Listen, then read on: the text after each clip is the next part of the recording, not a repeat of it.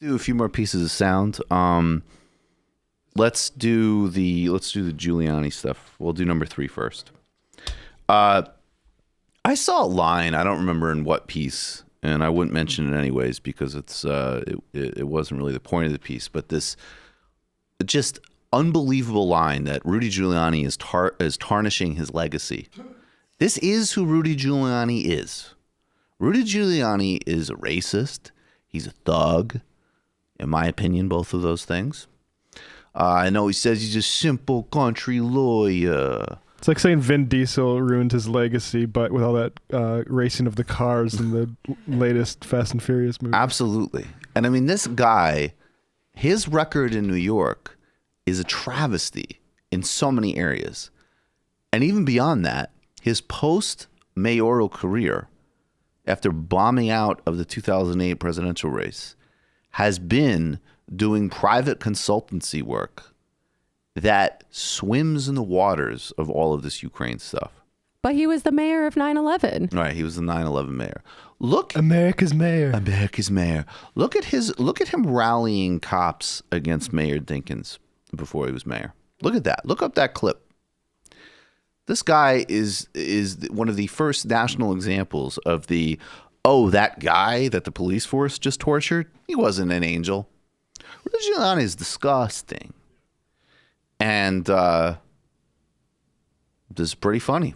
Here he is with Laura Ingraham, this ambassador to Ukraine that they are so upset about. And I want to keep making this really clear, disaggregating.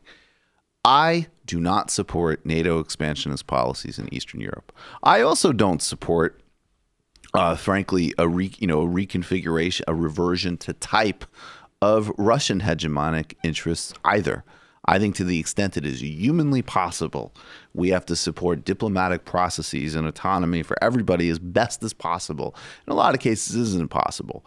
And yes, I loathe the democratic worship of the national security state and the conflating of all of this stuff with hyping very dangerous policies in the region.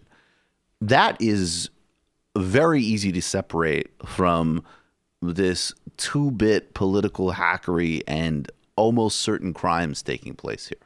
Like you can, I don't even know, you can just walk at the same time. I barely even think it's walk and chew gum, just taking in a full assessment. This is Rudy Giuliani talking about that ambassador they got rid of. And of course, we knew this name was going to come up.